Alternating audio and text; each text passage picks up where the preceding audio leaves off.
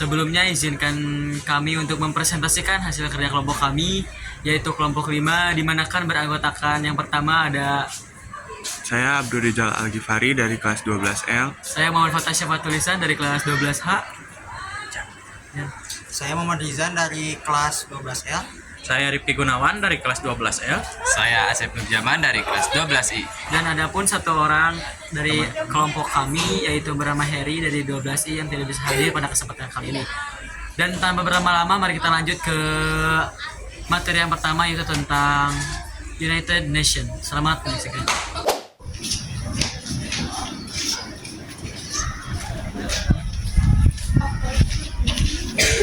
Oke, yang pertama ada United Nations, di mana United Nations ini adalah sebuah lembaga atau sebuah organisasi yang bisa disebut Perserikatan Bangsa-Bangsa. Nah, organisasi ini didirikan pada tanggal atau pada tahun 1945 setelah Perang Dunia terjadi. Nah, tujuan utamanya adalah untuk membangun kerjasama internasional, menjaga perdamaian dunia dan keamanan dunia, mengembangkan hubungan persahabatan antar negara, dan bekerja sama dalam menyelesaikan masalah global seperti kemiskinan, penyakit, pelanggaran hak asasi manusia, dan lain-lain.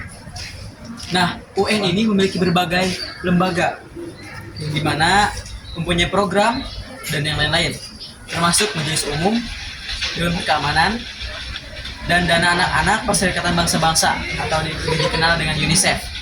Nah, UN ini memiliki banyak anggota negara yang berpartisipasi dalam forum global untuk mencari solusi permasalahan terhadap masalah-masalah internasional. Nah, United Nations ini bermarkas besar di New York atau Amerika Serikat, dan juga bentuk kerjasama United Nations ini termasuk ke dalam kerjasama antar regional.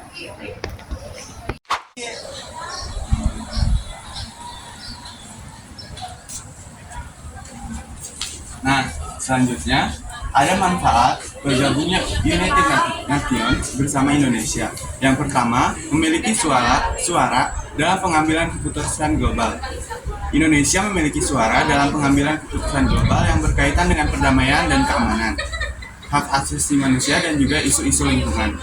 Yang kedua, mendapatkan akses ke sumber daya global. Manfaat PBB bagi Indonesia dapat memberikan akses ke sumber daya global yang dapat membantu Indonesia dalam memperkuat perekonomian dan memajukan kesejahteraan masyarakatnya. Yang ketiga, berperan dalam penyelesaian konflik internasional.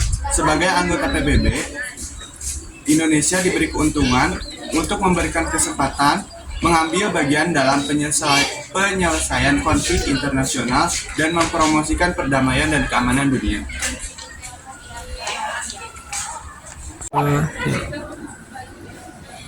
Yang selanjutnya yaitu WTO, atau yang disebut juga dengan World Trade Organization. Merupakan salah satu organisasi internasional yang mengatur perdagangan internasional. Terbentuk sejak tahun 1945. WTO berjalan berdasarkan serangkaian perjanjian yang dinegosiasikan dan disepakati oleh sejumlah negara di dunia dan diratifikasi melalui parlemen. Tujuan dari perjanjian WTO adalah untuk membantu produsen barang dan jasa, eksportif dan importif dalam melakukan kegiatannya. Pendirian WTO berawal dari negosiasi yang dikenal dengan Uruguay Round, serta perundingan sebelumnya di bawah General Agreement of Tariff and Trade atau disingkat dengan GATT. WTO saat ini terdiri dari 154 negara anggota, di mana 117 diantaranya merupakan negara berkembang atau wilayah kepabeanan terpisah. Saat ini WTO menjadi wadah nasional sejumlah perjanjian baru di bawah Doha Development Agenda yang dimulai tahun 2001. Pengambilan keputusan di WTO umumnya dilakukan berdasarkan konsensus oleh seluruh warga anggota. Badan tertinggi di WTO adalah konferensi tingkat menteri (KTM) yang dilaksanakan setiap 2 tahun sekali. Di antara kegiatan-kegiatan pengambilan keputusan WTO dilakukan oleh General Council. Di bawahnya terdapat badan-badan subsidiar yang meliputi dewan, komite, dan subkomite yang bertugas untuk melaksanakan dan mengawasi penerapan perjanjian-perjanjian WTO oleh negara anggota.